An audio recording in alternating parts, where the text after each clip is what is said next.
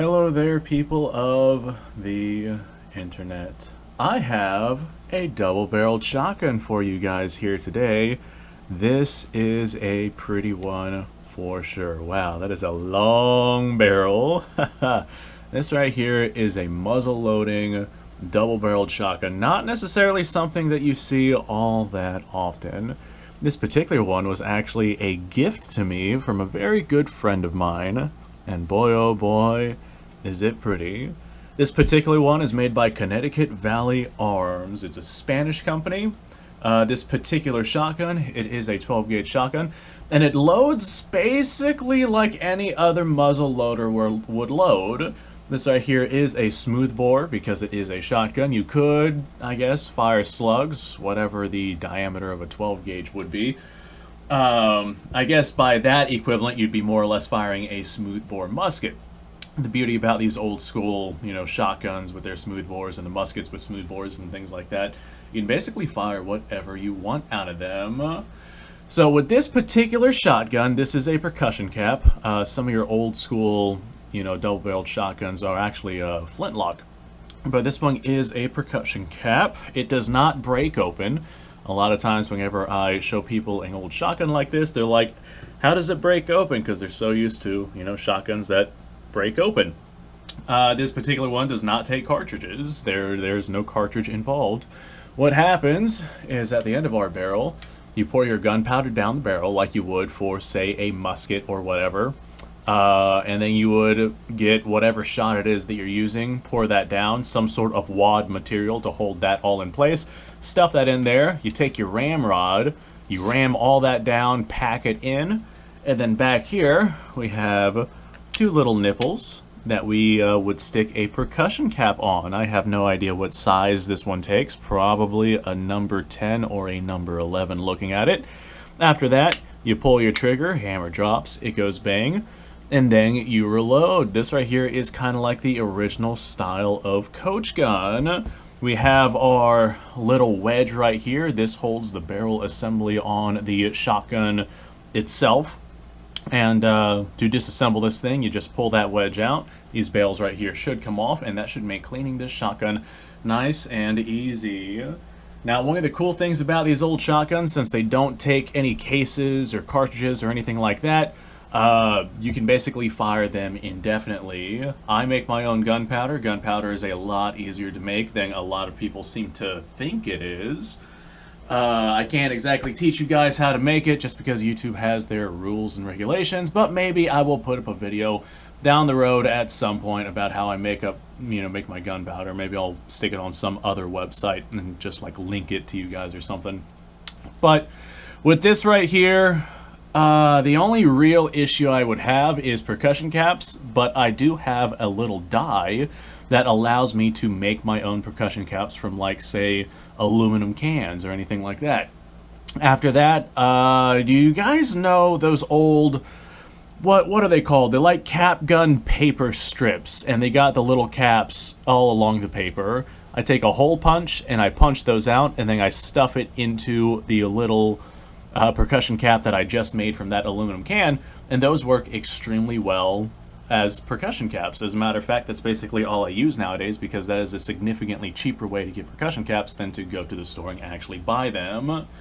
So I can make my own caps, I make my own gunpowder, and with this being a smooth bore shotgun, I can stick whatever I want down the barrel. This is one of those firearms that I'll be able to shoot basically indefinitely, no matter what is going on in the world. For the most part, being the most cost-effective style of shot that is still extremely effective downrange, I'll go out and I'll get myself one of those like 5,000 packs of those like 177 caliber steel BBs that you would normally use for a BB gun, because you can get a tremendous amount of that for not a lot of money at all. Those are things that you can still buy at like Walmart or something like that.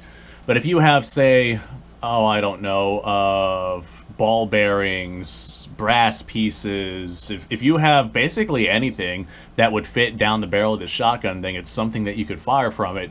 The big issue with like a modern 12-gauge shotgun is it has to fit in the length of that shotgun shell, and you have to essentially have reloading equipment to be able to like close up that shotgun shell so it can cycle through, say, a pump action or a self-loading shotgun or something like that. If you have a single shot shotgun, then you do have a little bit more leeway, but it's still got to be something that can fit inside of that shotgun shell to where it can be appropriately compressed, versus something like this right here. You know, if I have shot that is, say, this large, or shot that is, say, this large, and I stick it down here, you know, as long as it's not enough to overpressure the gun, then I can send it downrange. This right here is definitely a good universal shotgun option. This is one of the main reasons why I like these old black powder guns, because they are one of the firearms, one of the few firearms where you can be completely self-sufficient whenever it comes to making and shooting these guns.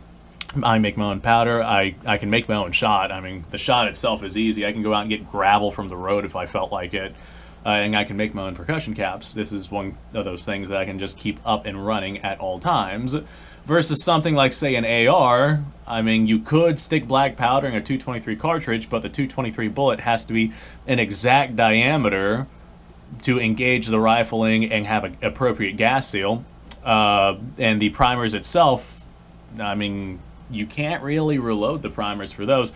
You could do the method that I was talking about, or you could go out and get like specialized chemicals and whatnot to kind of mix up your own primers to use in those cartridges. The issue with that is if you're going to spend the money on just like getting the chemicals to make your own primers, you may as well just go out and buy your own primers, and you're eventually going to run out of that stuff anyway. There's a whole lot of different options for things that you could do for percussion caps and whatnot. Alright, I don't have much else to add for this. It's a pretty gosh darn simple concept. This is one of those styles of shotgun that was just around before shotgun shells were really a thing. This was back in the day whenever people were still rocking muzzle loaders. I know that the percussion cap came out in the 1830s at some point, if memory serves me correctly.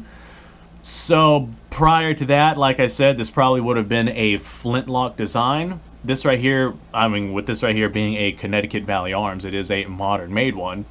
But it is still cool to have an older style of of shotgun in the arsenal. As a matter of fact, this particular one I keep right over here on the back wall. I just haven't made a video about it yet. So now I have. The one big issue I have with that shotgun is it is extremely nice. I don't want to take it out and get it scratched up or scuffed up or anything like that. That's one of those kinds of shotguns that's probably going to be a safe queen just because of the condition of it. Anyway, folks, thanks for watching. Appreciate your time. Like, subscribe, share. Description below is a link to all sorts of stuff. Go check it out. You guys go off. Have yourself a fantastic day. I'll see you on the next episode.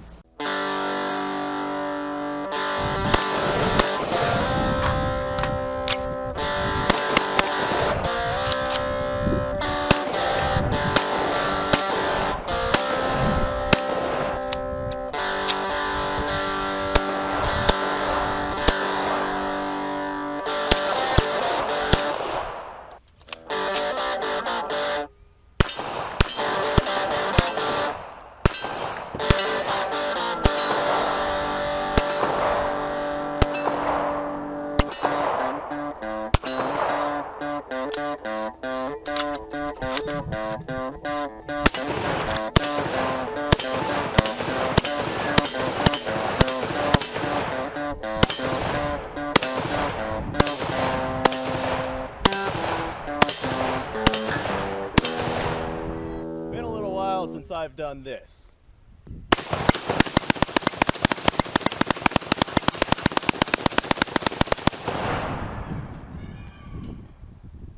Bonnie and Clyde be damned. The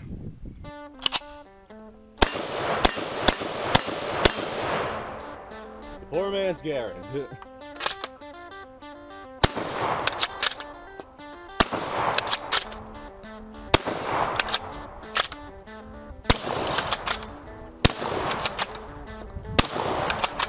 It's a shame that bolt-action shotguns aren't more mainstream.